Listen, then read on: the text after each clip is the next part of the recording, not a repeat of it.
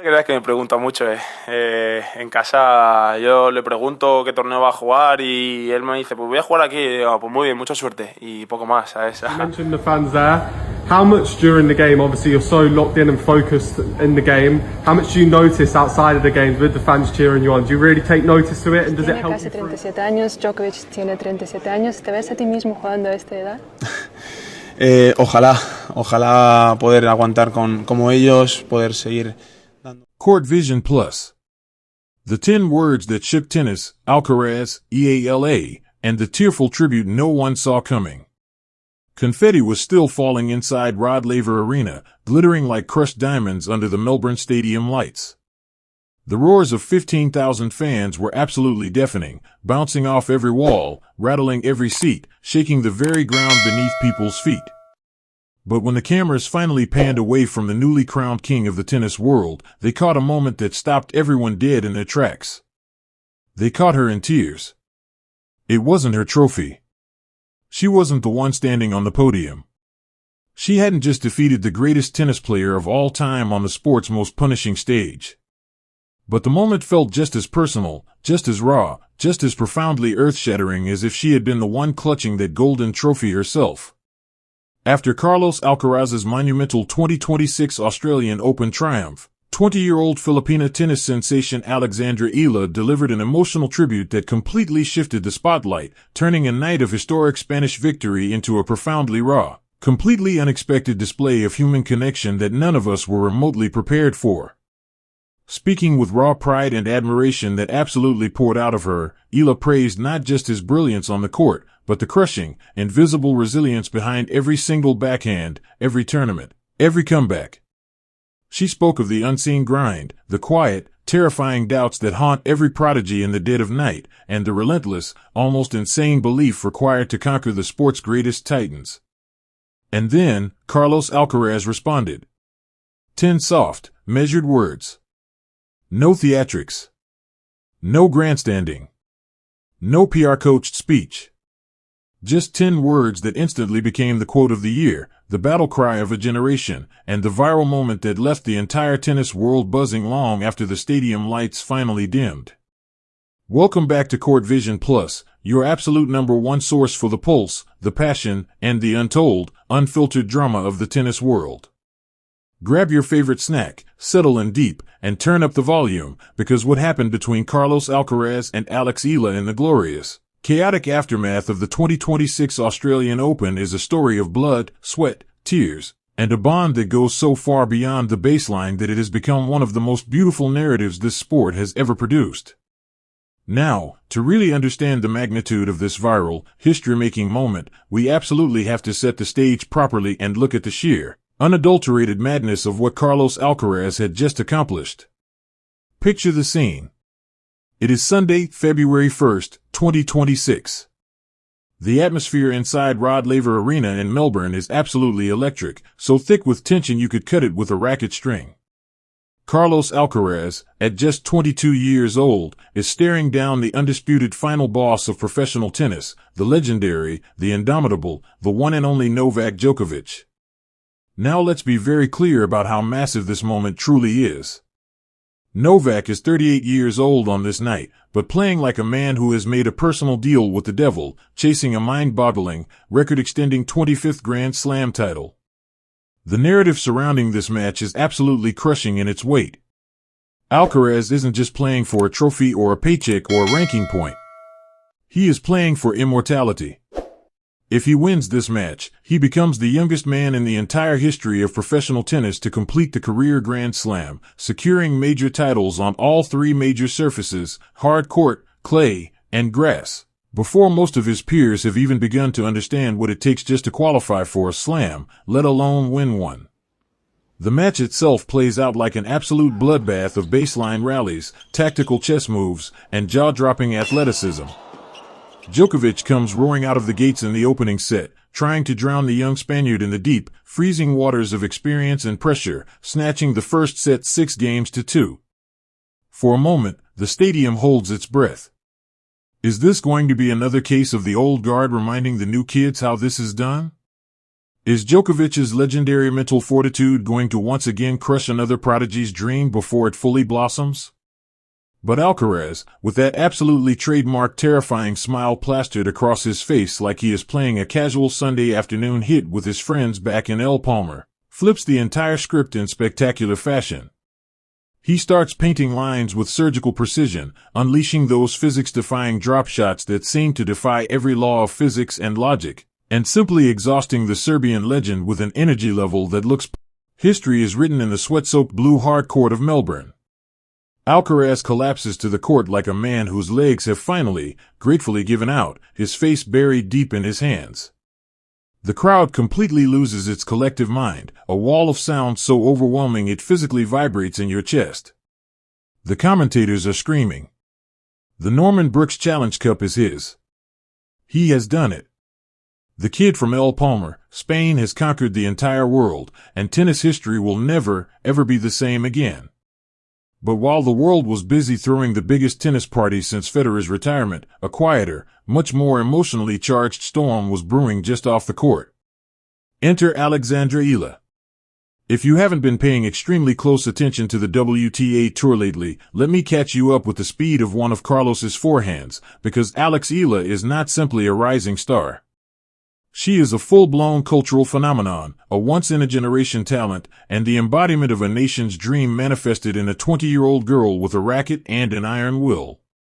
During this very same 2026 Australian Open, her first-round match drew queues so incredibly, almost impossibly long that spectators were being turned away by the literal thousands.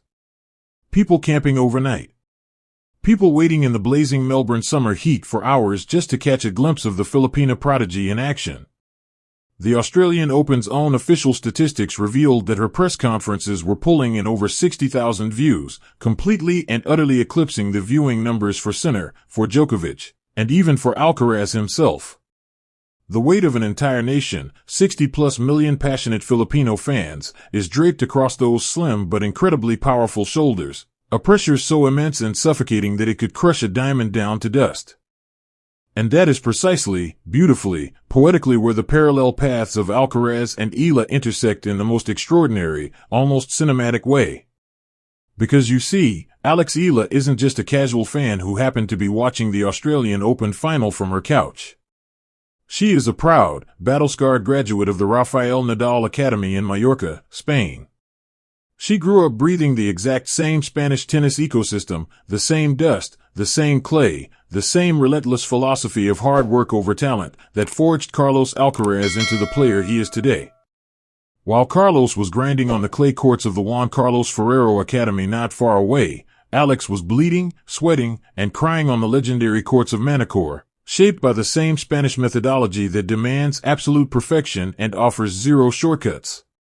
They share a profound, almost telepathic understanding of what survival in professional tennis actually costs. They know the endless, soul-crushing drills that continue long after your body has begged for mercy. They know the blistering heat of the Spanish summer that shows no athlete any compassion whatsoever.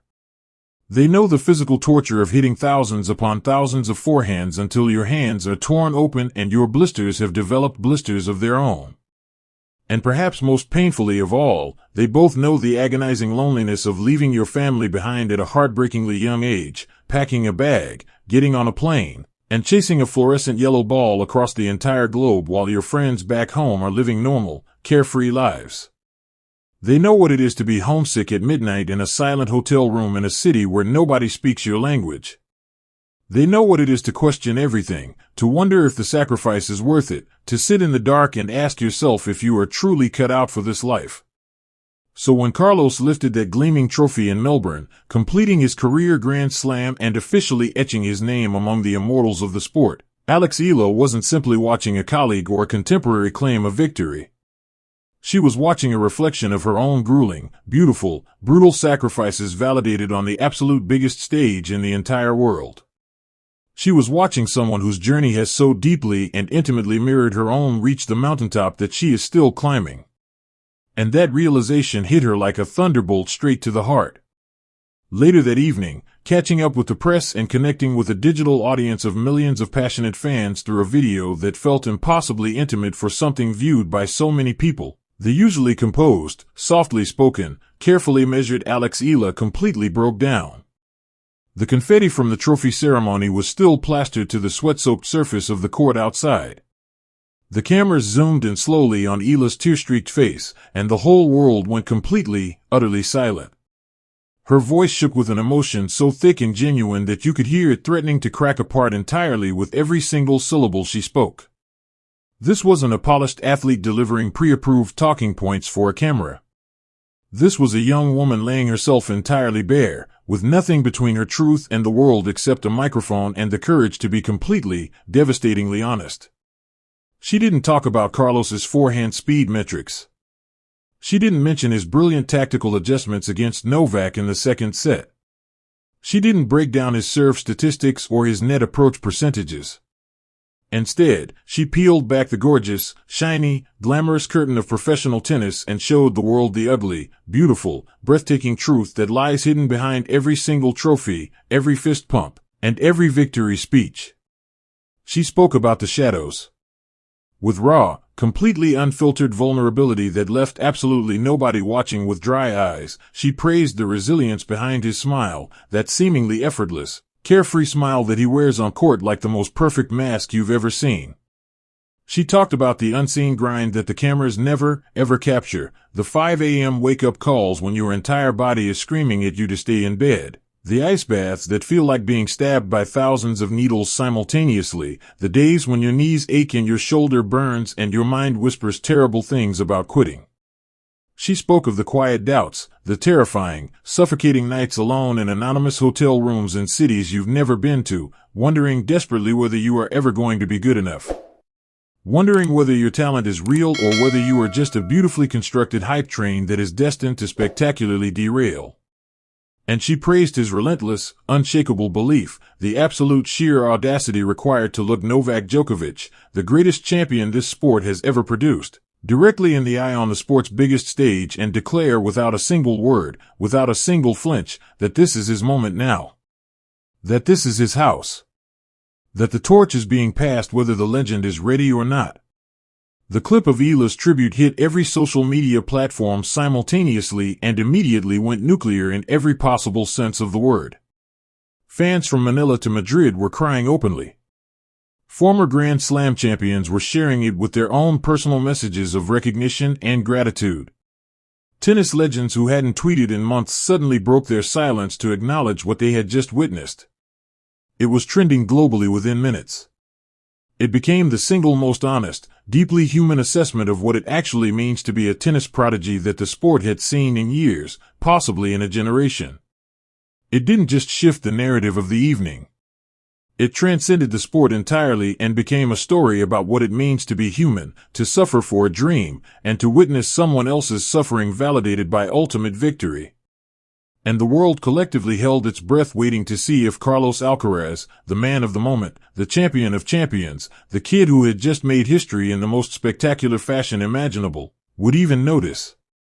After all, he was busy doing the media circus that follows a Grand Slam victory, photo shoots on the beach with the trophy gleaming in the Australian summer sun, taking personal phone calls from the King of Spain himself, handling the logistical hurricane of press obligations, sponsor commitments, and family celebrations that descend upon a champion in the hours after such a monumental victory.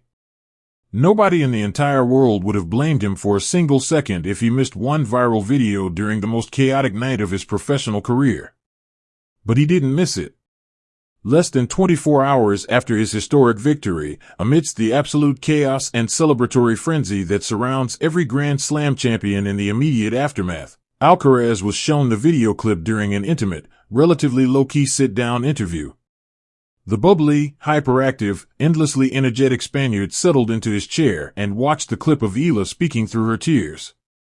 As he sat there and listened to her shaky, breaking voice describing the pain and the doubt and the sacrifice with such devastating honesty, something remarkable happened to his face. That signature, beaming, ever-present smile, the one that his opponents find both charming and absolutely infuriating in equal measure, slowly, almost imperceptibly faded. His eyes softened in a way that the cameras don't often catch.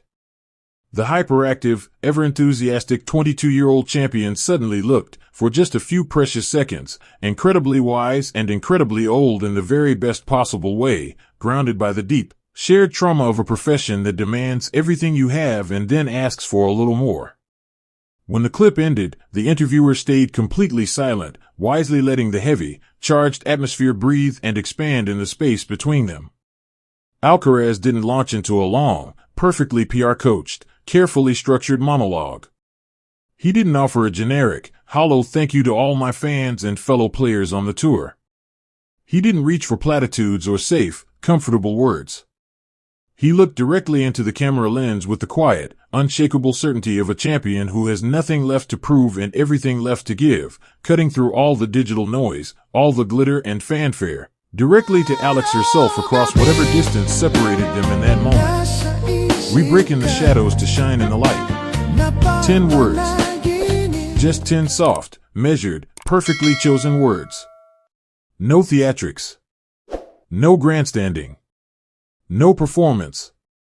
Just a devastatingly profound, heartbreakingly simple acknowledgement of their shared reality, their shared language, their shared scars. It was a verbal embrace across the distance, a nod of absolute, unconditional respect from the reigning king of the ATP to the rising queen of the WTA. In those 10 words, Alcaraz validated every single tear that Eala had bravely shed in public. He confirmed what she had so courageously exposed to the entire watching world, that the trophies and the multi-million-dollar endorsement checks and the magazine covers are bought and paid for with a currency of completely invisible suffering that the public rarely sees and almost never fully appreciates. We break in the shadows to shine in the light. It immediately, almost instantaneously, became the defining quote of the entire 2026 Australian Open. It became the quote of the tournament, the quote of the year, quite possibly the quote of the entire tennis generation we are currently witnessing. T-shirts were being printed with it within hours. Graphic designers turned it into posters and wallpapers that spread across every platform simultaneously. Fans began tattooing it on their bodies as a permanent reminder of this extraordinary night and this extraordinary exchange. It became the ultimate battle cry for the next generation of tennis stars who are collectively and powerfully redefining what it means to be both vulnerable and victorious at the exact same time. That brief, electric, utterly spontaneous exchange between Alcaraz and Eala proved beyond any shadow of a doubt that the future of this sport is in incredibly, magnificently safe hands. It showed the entire world watching that this new era of tennis is not just about ruthless competition, crushing serves, and blinding baseline power. It is about profound, genuine empathy between people who understand each other's suffering in ways that nobody outside their specific world ever fully can. It's about recognizing the full, complex, messy, beautiful human being that exists underneath the athlete, underneath the ranking, underneath the championship belt. And let me tell you right now, loud and clear, if you think for even a single second that the story ends in Melbourne, you are absolutely, spectacularly, completely wrong. Because both of these extraordinary athletes are currently tearing up the global tour in ways that suggest Melbourne wasn't a peak but rather a launching pad for something even greater. The fire that was lit in that Melbourne arena has not dimmed by a single degree. If anything, it is burning hotter and brighter than ever before, and the tennis world is getting warmer by the day. In the immediate weeks following his historic career Grand Slam completion, Carlos Alcaraz packed his bags and took his extraordinary talents to the Middle East, where he delivered a performance that made the tennis world ask a genuinely terrifying question: is this man even capable of having a bad week? At the Qatar Open in Doha, Alcaraz didn't just win the tournament. He absolutely, systematically dismantled every single opponent who dared to step onto the same court as him with the cold, clinical, almost robotic efficiency of a champion who has found his absolute peak form at the age of just 22. He cruised through every round, putting on a masterclass of serve and return tennis that left analysts, commentators, and fellow players openly shaking their heads in a mixture of admiration and quiet despair. In the final, he dropped just 5 points on his serve across an entire 50-minute demolition job that his opponent likely spent the entire flight home trying to process and make sense of. The career Grand Slam winner is showing absolutely zero signs of a post-Melbourne hangover, zero complacency, zero relaxation of the standards that took him to the very top of the sport. If anything, he looks more dangerous, more focused, and more terrifyingly motivated than he has ever been in his entire professional life. But, and I need you to stay with me here because this is the part of the story that truly, completely takes your breath away. What is happening simultaneously with Alexandra Eala is arguably, and I say this with complete conviction, even more spectacular in its own unique, historic context. Fueled by that deeply emotional, completely cathartic release in Melbourne, energized by the validation of the world's best player, and carrying the momentum of a nation's renewed belief on her shoulders, Alex Eala has been playing like a woman who has been completely and utterly reborn. Just days after Melbourne, Eala took her racket and her fire to Dubai for the prestigious WTA 1000 tournament, one of the most competitive events on the entire women's circuit, a tournament where the field is so packed with talent that a single bad game can end your entire run. And Eala played fearlessly. She played with the freedom of an athlete who has already stared into the void of doubt and come out the other side. She took down genuine giants of the women's game one by one, player after player, with the kind of composed, aggressive, tactically brilliant tennis that had commentators reaching desperately for superlatives. She stormed all the way to the quarterfinals, where she finally, in a match of breathtaking quality and almost unbearable tension, bowed out to Coco Gauff, the world number 1, the reigning U.S. Open champion, a player who many consider to be the undisputed best in the world right now. But this is critically, vitally important. She didn't just lose. She competed. She pushed Gauff to the absolute limit. She made the world number 1 genuinely work, genuinely sweat, genuinely think hard about every single tactical decision throughout the entire match. She made the tennis world watch and whisper among themselves that this young woman from Manila is not a future great. She is a present great. And if you haven't already joined the Court Vision Plus family by hitting that subscribe button, now is the perfect moment.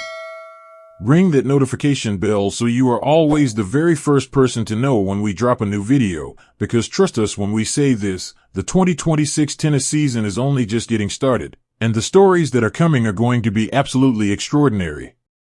You do not want to miss a single moment of what is unfolding on the tour right now, and we are going to be right here covering every tear, every triumph, every 10-word quote that changes everything, every single step of the way. Thank you so much for spending this time with us today here on Court Vision Plus. Would you like us to go deep on Alex Eala's specific rise through the Nadal Academy in our very next video? The full story of how a girl from Manila ended up training in Mallorca and came out the other side ready to conquer the world? Let us know in the comments, and if the response is what we think it's going to be, that video is getting made immediately.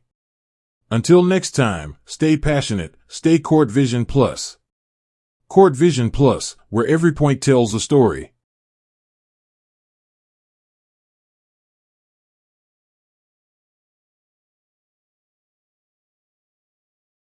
I would say that anything is possible and, to dream big. I think me as a person, I'm very ambitious, and although there was no one to think that I make a difference, that's what I can, the only thing I can do to give back to my country is to help inspire,